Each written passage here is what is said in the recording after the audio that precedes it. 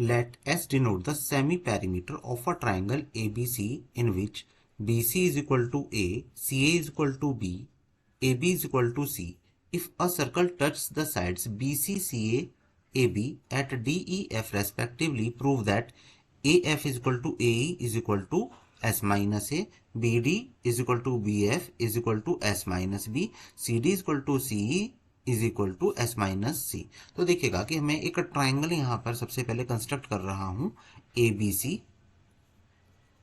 सी। यहां पर B C is equal to A है, C A is equal to आपका बी गिवन है और A B is equal to C आपका यहां पर गिवन है। इसके बाद circle touch the side B C C A B at D E F. तो मैं सबसे पहले यहां पर एक सर्कल भी कंस्ट्रक्ट कर लेता हूं और इस सर्कल में कहा गया है कि BC पर यहाँ पर आपका D और CA के लिए E है, यहाँ पर E और AB टच कर रहा है, ये होगा F, राइट। तो अब हमें सबसे पहले जो गिवन पार्ट है उसको हम यहाँ पर लिख लेते हैं। तो गिवन पार्ट है हमारे पास कि सेमी पेरीमीटर S से डिनोट कराना है ट्राइंगल ABC का। तो मैं यहाँ पे लिख लूंगा कि S is equal to A plus B plus C upon 2, क्योंकि जो सेमी पेरीमीटर होता है मतलब मैं यहां पर कह सकता हूं कि जो एस है वो क्या होगा आपका A B is C, B C is A and C A is B divide by 2। या मैं इसको एक simple A plus B plus C upon 2 भी लिख सकता हूं, बस हमने टर्म्स को यहां पर इंटरचेंज किया है। क्या प्रूव करना है वो आप लिख लेते हैं। टू प्रूव, तो ए एफ और ए किसके इक्वल होने चाहिए, एस माइनस ए के।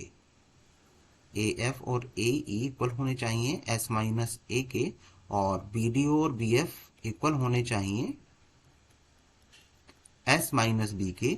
सी डी और सी ई इक्वल होने चाहिए एस माइनस सी के। कुछ ऐसा हमें यहाँ पर प्रूव करना है।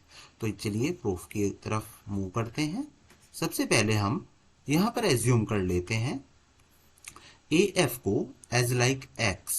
अगर मैंने यहां पर देखिएगा सर्कल है और ये एक बाहर का एक एक्सटीरियर पॉइंट है, तो ये आपकी टेंजेंट जनरेट हो जाती हैं और एक्सटीरियर पॉइंट से जो टेंजेंट होंगी वे क्या होंगी, इक्वल होती हैं। तो मैं यहाँ पे अगर मैं इसको x बोलूंगा तो ए ई भी आपका क्या होगा, x ही होगा।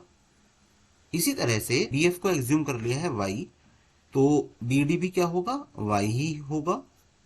ऐसे ही अगर मैंने सी डी को z एज्यूम किया तो सी ई भी हमारा z ही होने वाला है। तो सबसे पहले हम इसी को एजम्पशन यहां पे लिख लेते हैं कि let A F equal to X comma B F equal to Y comma C D is equal to Z. तो हम ये कह सकते हैं कि ए एफ अगर x है तो आपका ए ई भी क्या होगा, x होगा। बी एफ अगर y है तो बी डी भी क्या होगा, y होगा। कॉमा सी डी अगर आपके पास z है तो यहां पर सी ई को भी आप क्या कहेंगे, z ही कहेंगे, क्योंकि ये एक्सटीरियर पॉइंट से आपने टेंजेंट्स क्रिएट की हैं। अभी देखिएगा कि जो ट्राइंगल है आपके पास ए बी सी, तो मैं कुछ ऐसा लिख दूंगा कि इसका जो पेरीमीटर होगा वो कैसा होगा कि A B plus B C plus C A. अगर मैं कुछ ऐसा लिखूं A B plus B C plus C A, तो इसके लिए मैंने यहाँ पर कहा था आपको कि आप क्या लिख सकते हैं, सी प्लस ए प्लस बी, या फिर आप इसको ए प्लस बी प्लस सी भी लिख सकते हैं। तो मैं अभी के लिए थोड़ा इजी करने के लिए मैं यहाँ पर ए प्लस बी प्लस सी लिख लेता हूँ। अभी ए बी को ध्यान से देखिएगा, ए बी को क्या मैं यहाँ पर A F plus B F लिख सकता हूँ, यस दैट्स मीन कि मैं ए बी को एक्स प्लस वाई भी तो लिख सकता हूँ ना। यहाँ पर मेरे पास एक्स है ए से एफ तक और एफ से बी तक वाई है, तो मैंने यहाँ पर ए बी को रिप्लेस करा दूंगा मैं यहाँ पर एक्स प्लस वाई से। तो मैंने यहाँ पर डायरेक्ट लिख दिया है एक्स प्लस वाई, और बी सी को हम यहाँ पर रिप्लेस कराएंगे वाई प्लस जेड से। ये हमने किया है Y plus Z, same as C plus A को हम जेड प्लस एक्स से रिप्लेस करा सकते हैं, is equal to A plus B plus C हमारा यहाँ पर हो जाएगा। ध्यान दीजिएगा कि अब x और x यहाँ पर कितने x हैं, 2x हैं, सेम एज 2y है, सेम एज 2z है, is equal to a plus B plus C.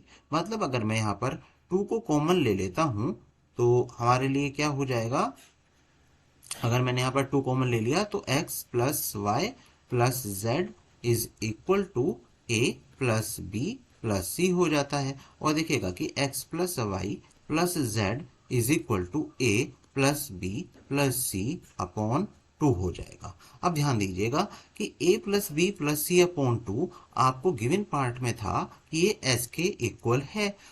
That's mean कि मैं यहाँ पे क्या लिख सकता हूँ कि x plus Y plus Z is equal to S, ये हमने यहां पर लिख लिया है। देखिए, तो हमें प्रूव जो करना था हम उस तरफ अब हम मूव करते हैं कि ये जो है मेरे पास ए एफ और ए ई, ध्यान दीजिएगा कि ए एफ और ए ई आपका एक्स के इक्वल यहां पर आपको देखने के लिए मिल रहा है। अब आपको जो प्रूफ्स करने हैं वो देखेगा कि ये क्या है हमारे पास एस माइनस ए, एस माइनस ए। तो हम सबसे पहले ये देखेंगे कि जो ये ए है, ये जो ए आप देख रहे हैं ये किसके इक्वल है। देखिएगा ए पार्ट आपके लिए है यहां पर दिस वन, मतलब अगर मैं इस y प्लस जेड को, ध्यान से सुनिएगा कि y और z को मैं ट्रांसपोज करा दूं, किसको, y और z को अगर मैंने ट्रांसपोज करा दिया s minus Y plus Z, तो मेरा यहाँ पर काम हो जाता है इजीली। कैसे होगा तो चलिए देखते हैं। तो हमने यहाँ पर लिख दिया है x, x क्या है, x क्या है हमारे पास ए एफ है, राइट, x क्या है ए एफ है, सेम एज x आपका ए ई भी है। तो मैं इसको x को ए एफ लिख सकता हूं, अभी के लिए मैंने ए एफ लिख दिया है, और s हमने यहां पर रखा माइनस y प्लस जेड। क्या था बच्चों, y प्लस जेड था आपके लिए कंप्लीट a के इक्वल।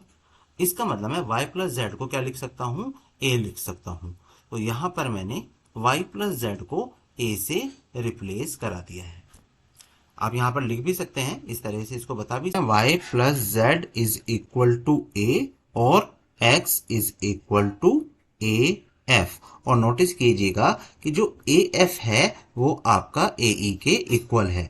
दैट्स मीन आप यहां पर लिख सकते हैं A E is equal to S minus A, मतलब हमने कहा कि A F equal to A E equal to S minus A. एक पार्ट को हमने यहां पर प्रूव कर दिया है। देखिएगा अब नेक्स्ट पार्ट की तरफ मूव करते हैं और देखते हैं क्या प्रूव करना था।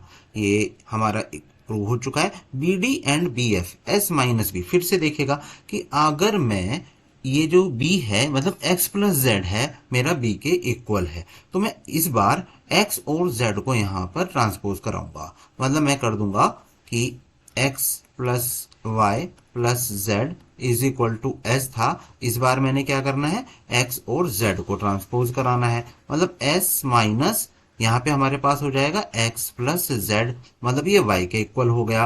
अब ध्यान से देखेंगे फिर से कि x प्लस जेड किसके इक्वल मैं बोल रहा हूं, तो दोबारा से चलते हैं और देखते हैं x प्लस जेड है b के इक्वल।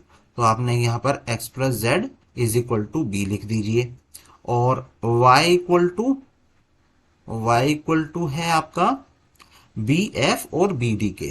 तो यहाँ पे आप लिखिएगा बी एफ और बी डी के है, तो मैंने बी डी अभी लिख दिया है, और यहाँ पे y को मैं रिप्लेस करा दूंगा बी डी से, s माइनस यहाँ पर हमारे पास क्या हो जाएगा x प्लस जेड क्या हो जाएगा b, और बी डी को मैंने क्या कहा है कि भाई बी डी आपका किसके इक्वल है, ये बी एफ के भी इक्वल है। तो आप यहाँ पे लिख देंगे B F is equal to S minus B, मतलब हम फिर से ऐसा कुछ लिख सकते हैं कि B D is equal to B F is equal to S minus B. चलिए तीसरे पार्ट की तरफ चलते हैं, हमें क्या प्रूव करना था। तो ये हम B D equal to B F S minus B prove कर चुके हैं। C D equal to C is equal to S minus C. फिर से मैं फोकस किसके ऊपर करने वाला हूं, सी के ऊपर। तो यहां पर सी भी किसके इक्वल है, सी है आपका एक्स और वाई के सम के इक्वल है। तो मैं इस बार एक्स और वाई को ट्रांसपोज कराने वाला हूं। तो हम कराते हैं एक्स और वाई को transpose, X plus Y plus Z, X plus Y plus Z is equal to S, और हम कराने वाले थे C is X and Y, X and Y.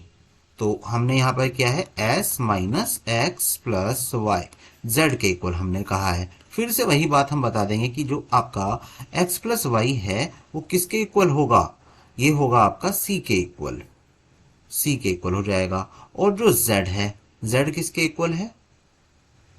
Z है आपका सी डी और सीई के इक्वल है।